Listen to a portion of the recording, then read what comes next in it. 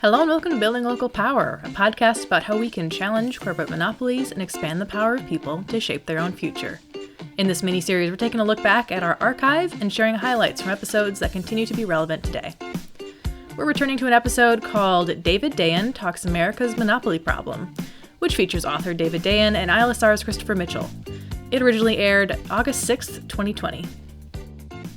Monopolies are inherently risky and unreliable. If you have a supply chain where everything comes from one part of the world or one part of the country or one service provider, and it breaks down, that has a much broader effect than if it was more distributed. Monopolies are harmful beyond prices. If you can get things cheaper from a merged company, then whatever else they do, it doesn't matter. That's okay. But, we're more than our Amazon Prime accounts, right? We're workers, we're citizens, we're entrepreneurs, we're small business owners.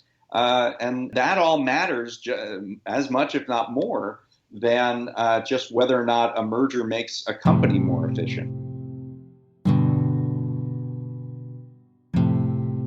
It's absolutely true that we have had a bipartisan walk off the field in terms of monopoly over the last 40 years. It may have started in the Republican Party and, the Reagan administration guidelines for merger policy, but certainly through the Clinton years and the Obama years, there has been either an unwillingness or an active reversal of what was a historical association with monopoly. I believe from 1988 to 2016, monopoly did not appear in the Democratic platform. It returned in 2016 in many ways because of the efforts of your organization and others like it that have really put this on the map and made this a priority. What you want to do is put leaders in a position where their success is defined by whether they take the cues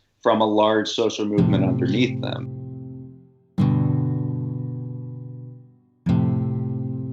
Knows what's happening on all of the fields of America. And it's this sort of fascinating thing. And I've heard other people talk about this in terms of, in the future, will John Deere make more money making and selling tractors and repairing them? Or will it make more money gambling because it knows more about what the different futures will be for these fields than anyone else because they're the only ones with access to that information? It's so hard if you're a farmer to actually repair your own equipment. John Deere keeps proprietary information on its software and even goes to the extent that saying that when John Deere sells a farmer a tractor, it's only selling them the license to operate the vehicle. Not that it's actually selling them the tractor itself. And we don't see this just in farming, right? I mean, Apple has proprietary systems upon their cell phones, for example. You can't crack them. Power dynamics and the power relationships within American society are very much driven by this corporate power, and that the only way that we've ever, arrested this before and the only way that we're going to do it now is through a social movement. We build a collective voice at the local level and get people to understand that this is a major challenge, if not the main challenge, that unlocks every other challenge that we face in America. Then we can move towards some change. ILSR works with communities across the country to help build a collective voice and implement solutions that keep power in local hands. Learn more about our work at ilsr.org and find David Dayen's book, Monopolized: Life in the Age of Corporate Power, at independent bookstores around the country.